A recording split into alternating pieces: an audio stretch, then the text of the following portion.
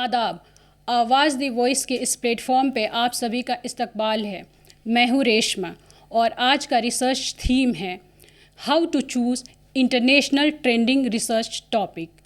आज मेरे साथ स्टूडियो में एक बहुत ही ख़ास मेहमान हैं, डॉक्टर मोहम्मद शहजाद साहब, जो इंटरनेशनल अफेयर एक्सपर्ट के तौर पे डिफरेंट चैनल्स में अपने व्यूज़ को बहुत बेबाकी के साथ रखते हैं। साथ ही एकेडमिक में लगभग 14 साल का एक्सपीरियंस रखते हैं और रिसर्च में इनका काफ़ी होल्ड है। ये रिफ्यूजी पे काम कर चुके हैं और इनकी बुक जो है problems of refugee in south Asia को न सिर्फ हिंदुस्तान में बल्कि इंटरनेशनल लेवल पे कई सारी यूनिवर्सिटीज़ में साइट की गई है। तो आइए इनसे बात करते हैं और आज इस सेशन को स्टार्ट करते हैं। वेलकम टू आवाज़ दी वॉइस शहजाद साहब। शुक्रिया। आज का जो चर्चा है वो बहुत ही स्पेशल है, क्योंकि आज हम बात करने वाले हैं कि कैसे जो है इंटरनेशनल रिसर्च टॉपिक है उसको चूज़ करें और वो स्टूडेंट के लिए कितना हेल्पफुल हो सकता है जो रिसर्च फील्ड में आना चाहते हैं। तो मेरा पहला सवाल आपसे ये है कि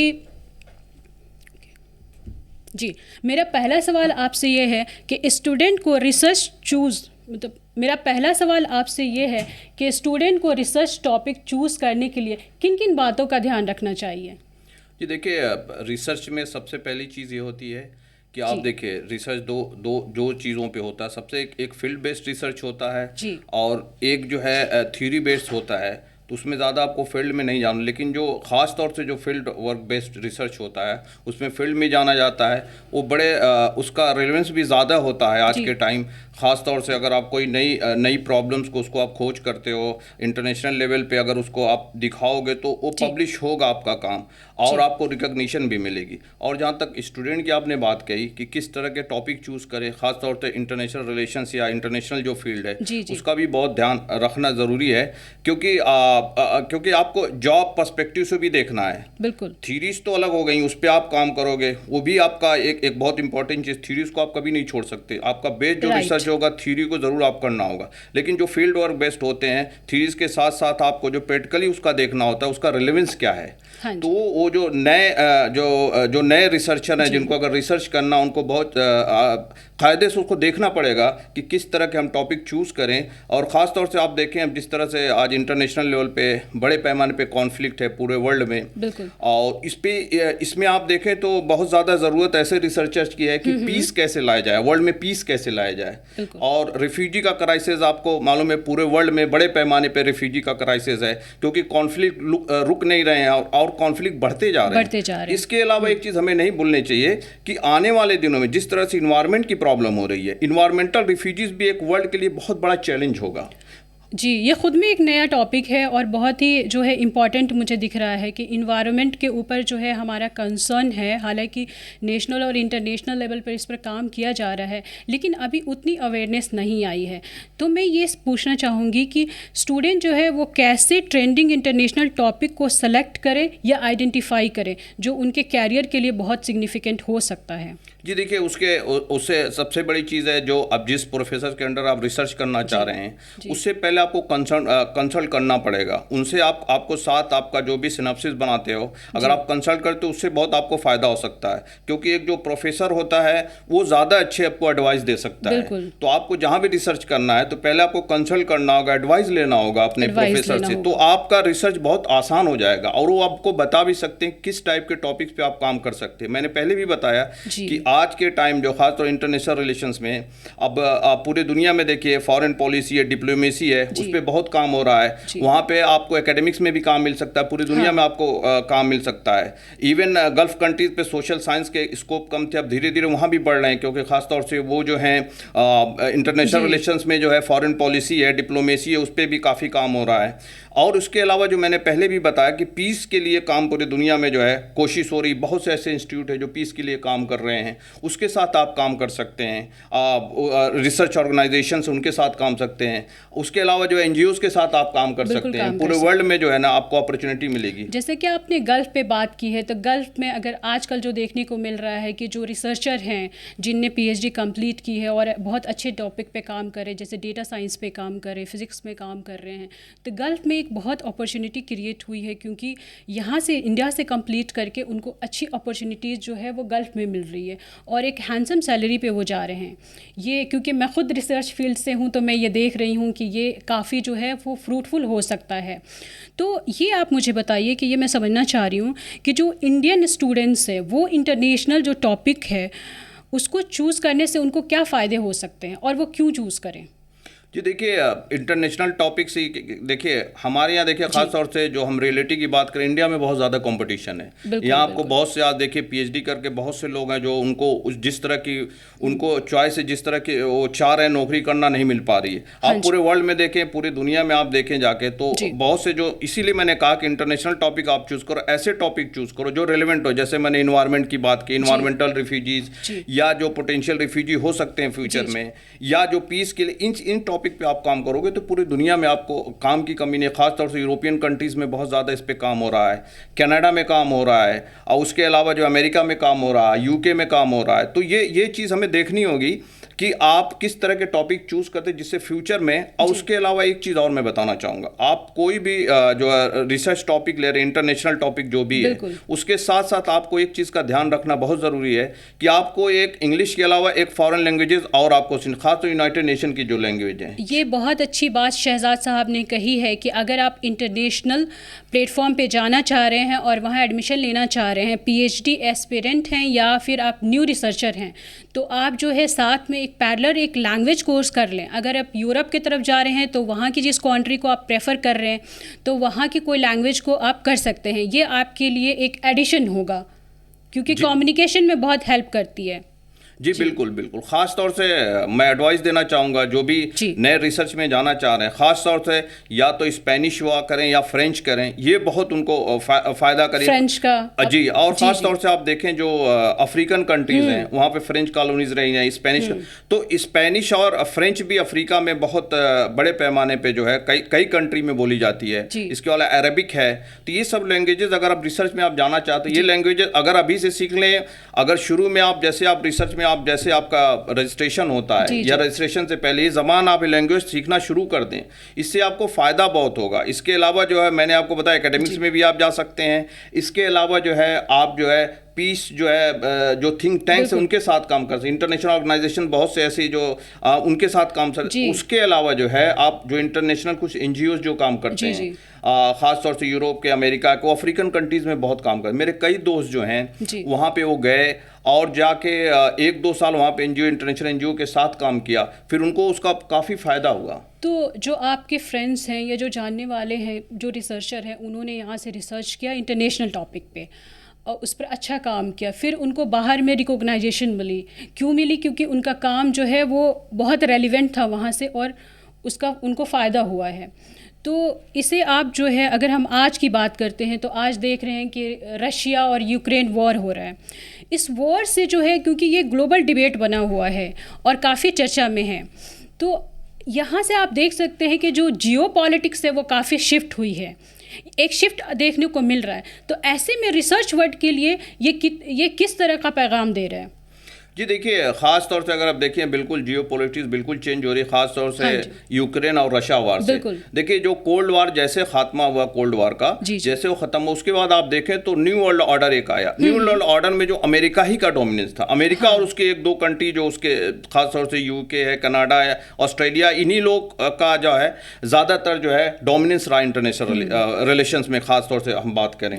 लेकिन अब दुनिया जो है चेंज हो रही है, ख़ास तौर से जिस तरह से रशिया ने चैलेंज किया है अमेरिकन डोमिनेंस को या जो यूरोपियन डोमिनेंस को, उसके अलावा जो चाइना उसके साथ जिस तरह से उभरा है, आप देखें खास तौर से इसका इम्पैक्ट देखें मुस्लिम वर्ल्ड पे अगर हम बात करें तो आप देखें वेस्ट एशिया में काफ़ी चेंजेस आ रहे हैं। आपने देखा होगा ईरान और जो है सऊदी अरेबिया में अच्छे रिलेशन जो बनने की तरफ बिल्कुल लग रहा है कि अच्छे रिलेशन बन जाएं, क्योंकि रिलेशन शुरू हो चुके हैं, डिप्लोमेटिक रिलेशन।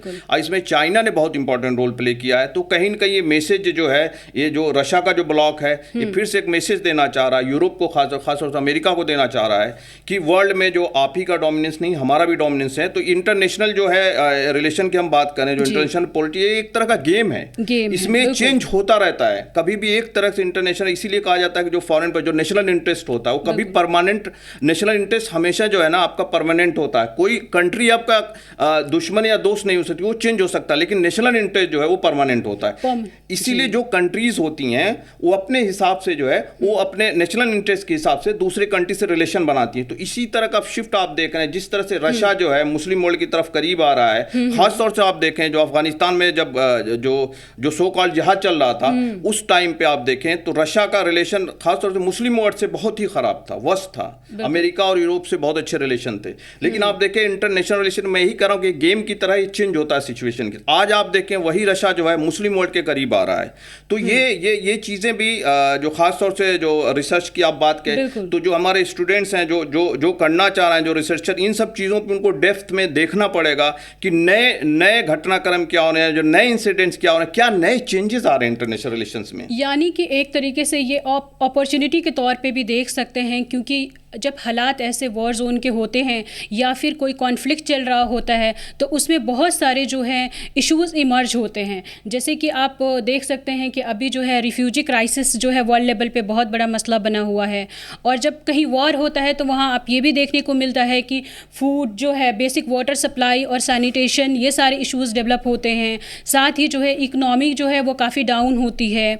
इसके अलावा आप ये देख सकते हैं कि वुमेन के साथ बहुत एक्सप्लॉयटेशन होता है। किसी भी वॉर जोन में या किसी भी कॉन्फ्लिक्ट में सबसे ज़्यादा जो प्रॉब्लम आती है वो वुमेन के साथ आती है, वो स्ट्रगल करती हैं। तो ये सारे चैलेंजेस जो होते हैं वो करंट टॉपिक्स में अगर उसको आप मर्ज कर लेते हैं तो ये काफ़ी जो है एक न्यू जो रिसर्चर होता है या फिर किसी अच्छे प्रोजेक्ट की आप तलाश में हैं तो वो काफ़ी मददगार हो सकती है। मेरे ख्याल से इसको पिक कर लेना चाहिए। जी बिल्कुल बिल्कुल, ये बहुत रिलेवेंट टॉपिक होते हैं, और ख़ास तौर से जो जैसे आपने बताया, ख़ास तौर से वार के बाद जो है रिफ्यूजियों का एक सैलाब होता है, वो जो दूसरे कंट्री की तरफ भागते हैं। और ख़ास तौर से आपने वीमेन का बहुत बड़ी रिस्पॉन्सिबिलिटी, आप देखिए जो भी रिफ्यूजी क्राइसिस होता है उसमें ख़ास तौर से जो औरतें जो होती हैं, क्योंकि मर्द ज़्यादातर वार में चले जाते हैं या उनको मार दिया जाता है। आप देखिए यूक्रेन वार में भी कुछ कंडीशन लगाई कि इतने साल के लोग बाहर नहीं जा सकते, तो वीमेन जो थी वो क्या, जो ओल्डर पीपुल थे और जो बच्चे थे उनको देखभाल की जिम्मेदारी उन्हीं की थी। और आपने देखा होगा जिस तरह से पोलैंड और दूसरे कंट्रीज में रिफ्यूजीज गए,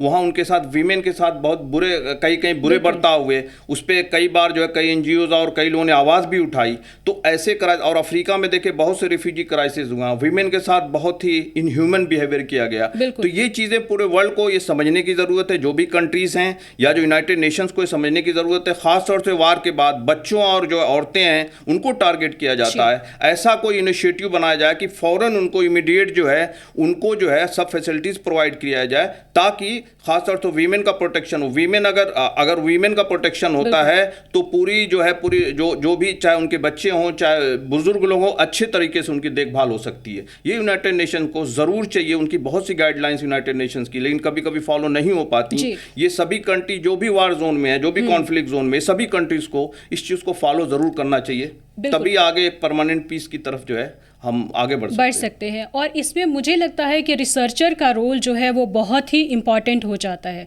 क्योंकि ये सारे जो इश्यूज़ होते हैं उसको कवर करने के लिए अगर रिसर्चर जो होते हैं वो सारी चीज़ों को एनालाइज करते हैं, सिचुएशंस को रीड आउट करते हैं और एक बहुत ही फ्रूटफुल आउटकम के साथ लेकर आते हैं, और फिर उससे न कि सरकार को बल्कि इंटरनेशनल प्लेटफॉर्म पे भी बहुत सारे जो हैं वो मैसेज जाता है कि आप इसका ये सोल्यूशन है। लेकिन अगर हम इसकी बात करें कि वो कौन से अभी मतलब आज के दौर में जो वो बर्निंग टॉपिक्स हैं जिसको चूज़ करने के लिए स्टूडेंट को काफ़ी मददगार हो सकती है।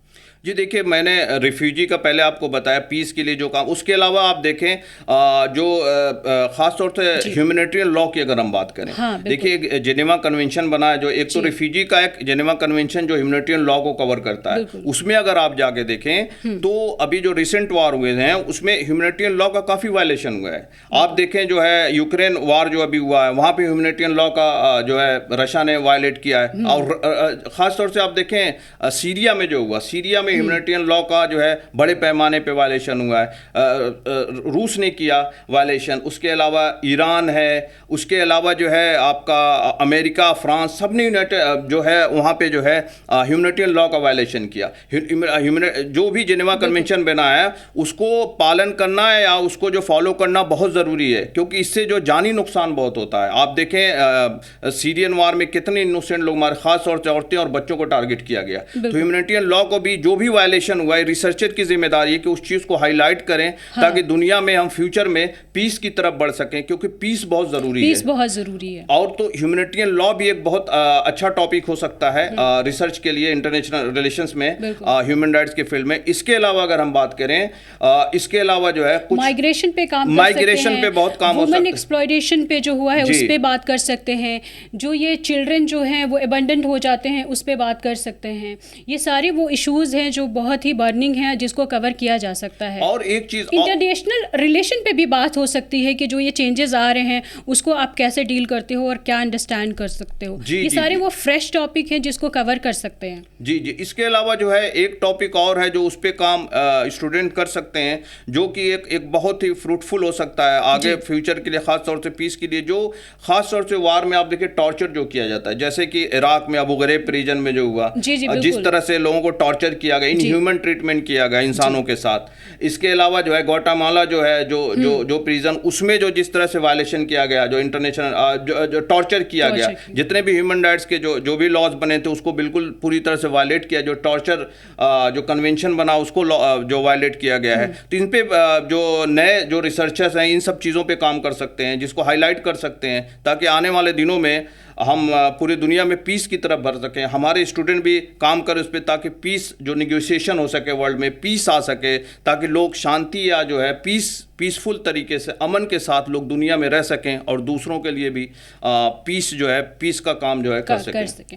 ये बताएं कि वो स्टूडेंट या जो रिसर्च बिगनर हैं, जो PhD जस्ट एस्पिरेंट भी कह सकते हैं या फिर अभी बिगनर हैं, तो वो जो है वो इंडिया में रहकर वो कौन से जो यूनिवर्सिटी है या फिर आप एजेंसी है, स्पेशली जो इस पे सेंटर्स हैं स्पेशली जो इस पे काम कर रहे हैं कि वो इंटरनेशनल टॉपिक इंडिया में रह के काम कर सकें, तो ऐसा जो है मैं आपसे ये जानना चाहती हूँ कि वो कौन सी इंडिया में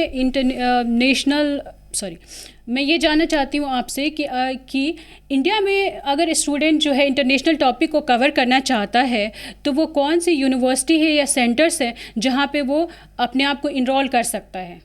जी देखिए, इंडिया पे बहुत सी यूनिवर्सिटीज़ हैं जहाँ पे काम होता है। दिल्ली की अगर हम बात करें, JNU में भी अच्छा काम हो रहा है। और ख़ास तौर से जैसे मैंने पीस की बात की, तो हमारे जामिया में भी जो पीस कॉन्फ्लिक्ट जो है, इसका एक नेशनल मंडेला पीस कॉन्फ्लिक्ट करके एक सेंटर है जो पीस के लिए काम करता है। उस पर बच्चे काम करते हैं। उनको कभी कभी जो मेरे जहाँ तक ज़्यादातर जो बच्चे जानने वाले जिन्होंने काम किया है वो ज़्यादातर वर्ल्ड में इंटरनेशनल लेवल पर काम कर रहे हैं, यूनाइटेड नेशंस के साथ कर रहे हैं, अफ्रीका में काम कर रहे हैं, जो पीस के लिए काम कर रहे हैं, सब सब्जेक्ट पे काम कर रहे हैं। जी। उसके अलावा जो है इग्नू जो है, अगर आपके पास टाइम नहीं है, रेगुलर नहीं कर सकते, इग्नू भी पीस पे काम कराता है, पीस कॉन्फ्लिक्ट, वहाँ से आप कर सकते हैं। और इंटरनेशनल टॉपिक पे आप जामिया में भी कई जो डिपार्टमेंट है जहाँ से आप कर सकते हैं, अलीगढ़ से कर सकते हैं, JNU आपका है बहुत अच्छा है, DU से कर सकते हैं।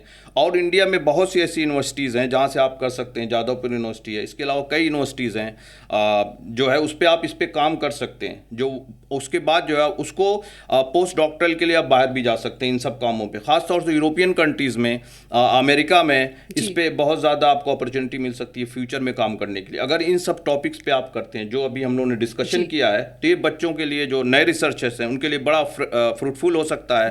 मैं भी एक एडवाइस देना चाहता हूँ, अगर आपको करना, अगर मास्टर्स में भी अगर आपने इरादा बनाया है, तो इन चीज़ों पे जो मैंने आपको अभी सजेस्ट किया है, अगर आपको करना, आपको लगता है मैं बेहतर कर सकता हूँ और बेटर अपॉर्चुनिटी मुझे फ्यूचर में, अभी से उस पर काम करना शुरू करें। और फिर से मैं कह रहा हूँ कि एक फॉरेन लैंग्वेज आप ज़रूर सीखें, जिससे कि आपके करियर को बहुत आसानी हो जाएगी आपको आगे डेवलप करने में। जी, आजकल इंटरनेशनल लेवल पे आप देख सकते हैं कि ऑलमोस्ट सारी कंट्रीज़ जो हैं वो बहुत ही हैंडसम स्कॉलरशिप प्रोवाइड कर रही है इंटरनेशनल स्टूडेंट को अट्रैक्ट करने के लिए। तो ये भी मेरे ख्याल से जो है कि स्टूडेंट को, क्योंकि फाइनेंशियल क्राइसिस होती है, आप इंटरनेशनल किसी कंट्री में जाते हो, बाहर के कंट्री में जाते हो, तो ऐसी स्कॉलरशिप को भी मेरे ख्याल से बहुत सारे जो है वेबसाइट्स हैं वहाँ पे अवेलेबल हैं। आप जो यूनिवर्सिटी की वेबसाइट है वहाँ पर भी देखने को मिल जाता है, क्योंकि सोशल मीडिया का दौर है, उसमें आप देख सकते हैं कि सारी चीज़ें जो है अब बिल्कुल मिनटों में अवेलेबल है। तो ये भी एक चीज़ जो है रिसर्च बैकग्राउंड को काफ़ी जो है मददगार मुझे लग रहा है कि हेल्प कर रही है, क्योंकि इससे क्या हो सकता है, आपकी फाइनेंशियल जो क्राइसिस होती है उसमें मदद मिल जाती है, आप जो है सेल्फ सफिशिएंट हो जाते हो। जी बिल्कुल। तो आपने जो ये इंटरनेशनल टॉपिक जो चूज़ किया था और उस पर आपने बेसिकली आपने स्पेशली रिफ्यूजी पे काम किया है, तो ये जो है हमारे दर्शकों को आप ये बताइए कि ये आपके कैरियर को कितना बूस्ट किया। जी बिल्कुल, मैं कहता हूँ मुझे मेरे करियर को बहुत बूस्ट किया और मुझे इससे बहुत अवेयरनेस मुझे आई, ख़ासतौर से कॉन्फ्लिक्ट और रिफ्यूजी की क्या प्रॉब्लम रही हैं। और मेरा रिसर्च भी जो है, मुझे जब मैं रिसर्च कर रहा, मुझे नहीं लग रहा था मेरा रिसर्च बहुत दूर तक जाएगा, लेकिन अभी जब मैं देखता हूँ जाके तो कई दुनिया के टॉप के, ख़ास तौर से मैं बात करना चाहूँगा यूनिवर्सिटी ऑफ पेंसिल्वेनिया अमेरिका, वो उसके कैटलॉग में मेरी बुक है। उसके अलावा जो है लाइडन यूनिवर्सिटी जो है नीदरलैंड्स, वहाँ पे है।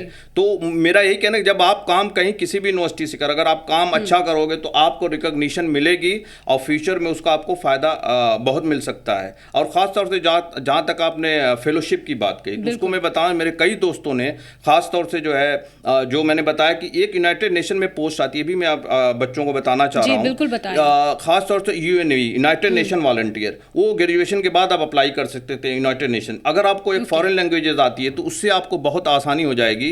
यूनाइटेड नेशन के साथ वो जो खास तौर से कुछ इंटरनेशनल एनजीओ, उनके साथ आप काम कर सकते हैं। अगर 1-2 साल आप काम कर सकते हैं तो करने के बाद जो है एडीबी बैंक है, जो है एशियन डेवलपमेंट बैंक और यूनाइटेड नेशंस की कई जो एजेंसियां हैं जो वो फंडिंग करती हैं आपको मास्टर्स के लिए, खास तौर से उस फील्ड में पीस के लिए काम करने। तो ये बच्चों से मैं बताना चाह रहा हूँ, अगर आप करते हो उनके साथ काम करते हो, यहाँ इंडिया में भी जो यूनाइटेड नेशंस की एजेंसीज हैं, आप उसको जाके सर्च करें साइट पे, आप वहाँ पर अपना CV डाल दें। और खास तौर से एक अगर फॉरेन लैंग्वेजेस आपके साथ है तो आपको प्रेफरेंस देंगे, अपने साथ वो लगा लेंगे, या आपको बाहर कंट्री भी भेज सकते हैं। इससे आप अपने कैरियर को बहुत अच्छे तरीके से, खास तौर से पीस और इंटरनेशनल रिलेशंस की इस फील्ड में जो है, ह्यूमन राइट्स के फील्ड में आप बहुत आगे ले जा सकते हो। यानी कि सिर्फ जो है अगर आपने PhD की है तो ये सिर्फ एकेडमिक फील्ड के लिए नहीं, बल्कि आपके पास जो है बहुत सारी जो NGOs हैं इंटरनेशनल और नेशनल, वहाँ पे भी आपको बहुत सारी अपॉर्चुनिटीज़ जो हैं वो मिल रही हैं जिसे आप यूज़ कर सकते हैं। तो आप मेरे जो है ख़ास कर मैं ये बात करना चाहूँगी जो रिसर्चर हैं या जो बिगनर हैं, जो PhD एस्पिरेंट्स हैं, उनको क्या पैगाम देना चाहेंगे, आपका क्या मैसेज रहेगा? ये देखिए, फाइनली मैं ही उनको पैगाम देना चाहूँगा कि आप जो भी चूज़ करें अपना टॉपिक, उसको पहले एडवाइस कर लें अपने प्रोफेसर से और जो भी उस फील्ड में काम कर रहे हैं जो लोग, तभी आपको ज़्यादा फ़ायदा हो सकता है। क्योंकि आप बाद में नहीं कह सकते कि मैंने टॉपिक मुझे नहीं लिखा, क्योंकि आप जो भी टॉपिक चूज़ करें आपको ये पता होना चाहिए कि मैं किस फील्ड में कहाँ जा सकता हूँ। ये मुझे लगता है कि आपके लिए ये बहुत बूस्टअप करेगा, आपके लिए बहुत फ़ायदेमंद होगा। कोई भी रिसर्च टॉपिक करना है, ये नहीं कि सिर्फ PhD में मुझे ले लेना, आप कितने कैरियर को आगे बढ़ा सकते हो, ये बहुत ज़रूरी है। ये एडवाइस पे अगर आप अपने प्रोफेसर से एडवाइस लेंगे, या जो आपके फ्रेंड्स हैं, या जो आपको उसमें ऑलरेडी कामयाब हो चुके हैं, उन लोगों से आप एडवाइस लें, तो मुझे लगता है कि आने वाले दिनों में वो आपको ज़्यादा फ़ायदा करेगा आपके कैरियर के लिए। और फिर से कह रहा हूँ, इंटरनेशनल टॉपिक पे अगर काम करना तो एक फॉरेन लैंग्वेजेस आपको सीखनी बहुत ज़रूरी है। जी बिल्कुल। रिसर्च जितना सुनने में साउंडिंग लगता है, ये उतना ही चैलेंजिंग है। अगर आप रिसर्च फील्ड में आना चाहते हैं तो सबसे पहले आपका इंटरेस्ट होना इसमें बहुत ज़रूरी है। और अगर आप रिसर्च किसी टॉपिक को चूज़ करने वाले हैं तो उससे पहले एक छोटी सी स्टडी कर लें, और बहुत सारे जो वेबसाइट्स अवेलेबल हैं जहाँ पे आप सर्च करके टॉपिक को चूज़ कर सकते हैं। इससे आपको ये फ़ायदा होगा क्योंकि आप एक प्रॉपर टॉपिक को चूज़ कर पाएंगे। और ख़ासकर आप जो इंटरनेशनल टॉपिक्स हैं या कोई भी टॉपिक है, उसको सिर्फ ये देखकर चूज़ ना करें कि ये काफ़ी ट्रेंडिंग में है। आप अपने इंटरेस्ट का भी ध्यान रखें, क्योंकि रिसर्च जो होती है वो एक लॉन्ग टाइम जर्नी होती है। इसमें आपका अच्छा खासा अरसा जो है इन्वेस्ट होता है, और जब आपने इतना टाइम इन्वेस्ट किया है तो क्यों ना आप अच्छा काम करके निकलें और जब आपका काम अगर बहुत अच्छा होगा तो उसे इंटरनेशनल लेवल पे भी रिकॉग्नाइजेशन मिलेगी और दुनिया भी उस काम को जानेगी। इसका सीधा साधा या डायरेक्ट एग्जांपल आज जो है हमारे साथ शहजाद साहब हैं, जिन्होंने इस चर्चा में काफ़ी मदद की उन स्टूडेंट्स के लिए जो इस टाइम पे रिसर्च के फील्ड में उतरना चाहते हैं। तो शहजाद साहब, आपका बहुत बहुत शुक्रिया कि आप आवाज़ दी वॉइस की इस मंच पे आए और अपना कीमती वक्त दिया। आगे फिर अगले एपिसोड में मैं फिर कोई नए जो है टॉपिक के साथ आऊँगी और इसका इख्तिताम मैं एक शेर के साथ करना चाहूँगी। सर में सौदा भी नहीं, दिल में तमन्ना भी नहीं, लेकिन इस तरह के मोहब्बत का भरोसा भी नहीं। शुक्रिया।